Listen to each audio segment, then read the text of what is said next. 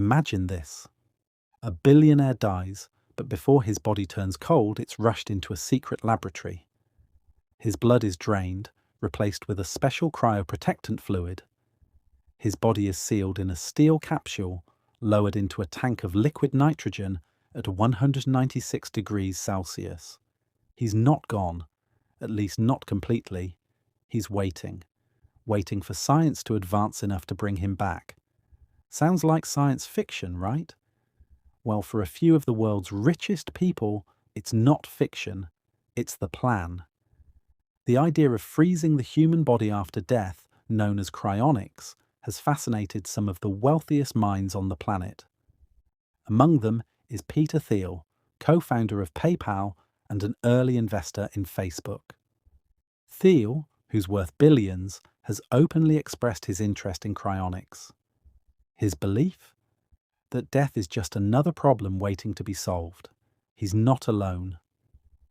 Other tech tycoons, including members of Silicon Valley's elite, have quietly invested in cryonics companies, betting that the future will find a way to defeat death itself. So why are billionaires so obsessed with freezing their bodies? The answer lies in how they think. These are people who built empires by challenging limits, disrupting industries, reimagining the impossible, and betting on technology to rewrite human destiny. To them, mortality isn't a boundary, it's a technical glitch, a bug in the code of biology. And like every other problem they've solved, they believe it's only a matter of time before science patches it. Cryonics works on a simple but radical premise. If the body can be preserved right after death, before the brain structure decays, then, theoretically, the memories, the consciousness, and the identity could one day be revived.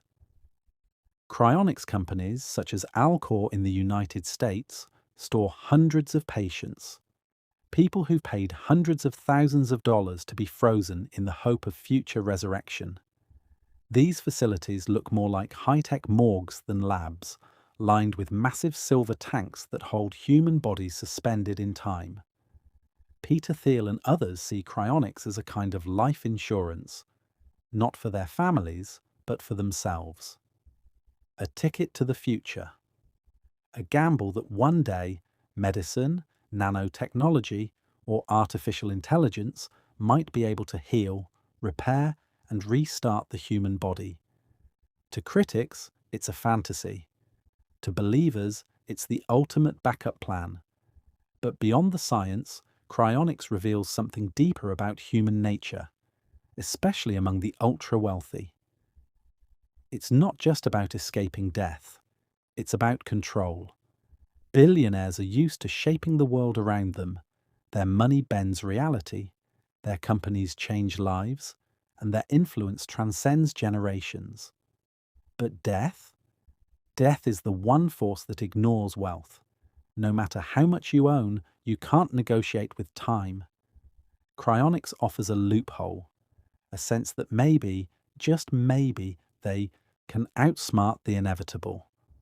Still, the ethical questions are enormous. What happens if they're revived centuries later? What kind of world would they wake up to? Would they even belong? Or would they be relics of a forgotten age, strangers in a future that moved on without them? Scientists remain skeptical. There's no proven case of anyone being successfully revived from a cryonically frozen state. The freezing process itself causes severe damage to cells, and current technology can't reverse it. But the billionaires funding cryonics aren't betting on today's science. They're betting on tomorrow's breakthroughs. Perhaps what makes this story so compelling is what it says about humanity. For all our progress, for all our innovation, we still fear the same thing our ancestors did, the end. Cryonics is the modern expression of an ancient desire, to live forever. The pyramids, the elixirs of life, the search for immortality, it's the same dream, repackaged with silicon and steel. So when you hear about a billionaire who wants to freeze his body after death, it's not just a story about science or technology. It's a story about ambition, fear, and the limits of human power. It's a reminder that even the richest among us, the people who seem untouchable, are still haunted by the same question that drives us all. What happens when we die? And maybe, just maybe, the real legacy they're chasing isn't eternal life.